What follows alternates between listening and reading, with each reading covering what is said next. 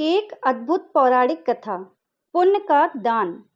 भगवान श्रीहरि मूर दैत्य का नाश करने के बाद बैकुंठ लोक में शेष सैया पर आंखें मूंदे मन ही मन मुस्कुरा रहे थे। देवी लक्ष्मी उनकी चरण सेवा कर रही थीं। भगवान को मन ही मन मुस्कुराता देख देवी लक्ष्मी को कौतूहल हुआ। लक्ष्मी जी ने उनसे प्रश्न किया, भगवान, आप संपूर्ण जगत का पालन करते हुए भी अपने ऐश्वर्य के प्रति उदासीन होकर इस क्षीर सागर में नींद ले रहे हैं। आखिर इसका क्या कारण है?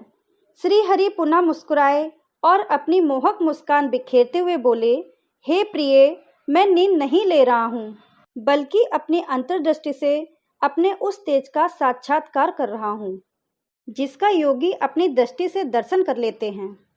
जिस शक्ति के अधीन यह समस्त संसार है, मैं जब उसका मन में दर्शन करता हूँ तब आपको ऐसा प्रतीत होता है कि मैं नींद में डूबा हुआ हूँ, परंतु ऐसा नहीं है।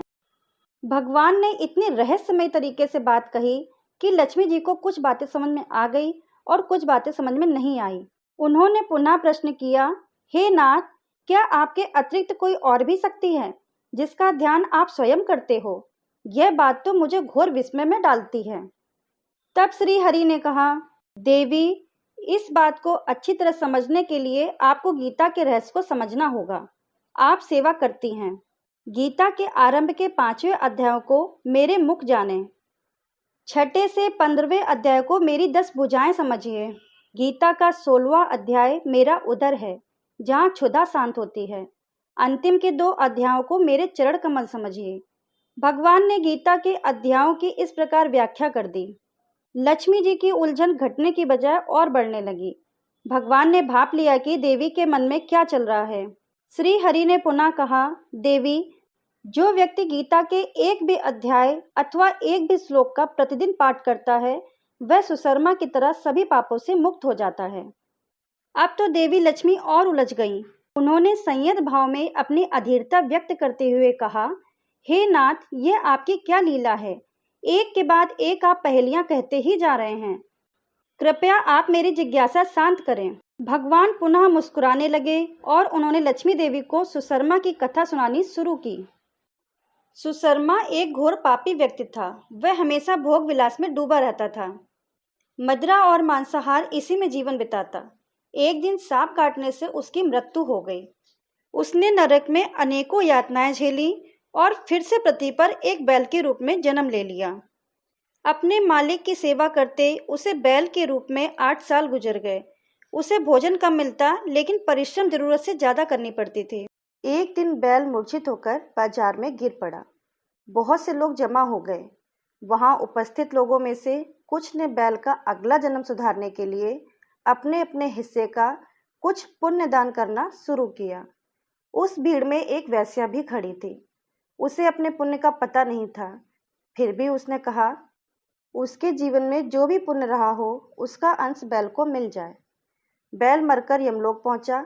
हिसाब किताब हुआ और उस वेश्या के पुण्य दान के कारण वह नरक लोक से मुक्त हो गया। उसे मानव रूप में जन्म मिल गया। उसने ईश्वर से कहा, मानव रूप में पृथ्वी पर भेजने से पहले उसे वह क्षमता दे दे कि उसे पूर्व जन्म की बातें याद रहेगी। ईश्वर ने वह योग्यता बैल को दे दी। पृथ्वी पर आकर उसने वेश्या को तलाश किया, जिसके पुण्य के कारण उसे मुक्ति मिली थी। उसने वेश्या से पूछा कि उसने कौन सा पुण्य का दान किया था। वेश्या ने एक तोते की ओर इशारा करके कहा, वह तोता प्रतिदिन कुछ पढ़ता है।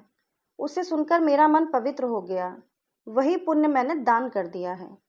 सुशर्मा ने तोते से उसके ज्ञान का रहस्य पूछा। तब तोते ने अपने पूर्व जन्म की कथा सुनाई। तोते ने कहा, मैं पूर्व जन्म में एक विद्वान हुआ करता था, पर मुझे अपने ऊपर बड़ा ही अपमान था। सभी विद्वानों के प्रति ईर्ष्या रखता था, उनका अपमान और अहित करता था। मरने के बाद मैं अनेक लोकों में भटकता रहा। फिर मुझे तोते के रूप में जन्म मिला, लेकिन पुराने पाप के कारण बचपन में ही मेरे माता पिता की मृत्यु हो गई। मैं रास्ते में कहीं अचेत पड़ा था तो कुछ मुनि मुझे उठा लाए और एक पिंजड़े में वहां रख दिया, जहां पर विद्यार्थियों को शिक्षा दी जाती थी। मैंने वहां गीता का पूरा ज्ञान सीखा। सुनते सुनते गीता का प्रथम अध्याय मुझे कंठस्थ से याद हो गया। इससे पहले कि अन्य अध्याय सीख पाता, एक बहेली ने वहां से चुराकर इन देवी को बेच दिया। मैं अपने स्वभाववश इनको प्रतिदिन गीता के श्लोक सुनाता रहता हूँ। वही पुण्य इन्होंने आपको दान किया है और आप मानव रूप में यहाँ पर आए हैं। श्री हरि ने लक्ष्मी जी से कहा, देवी जो गीता का प्रथम अध्याय पढ़ता है, सुनता है, उसे भव सागर पार करने में कोई कठिनाई नहीं होती है।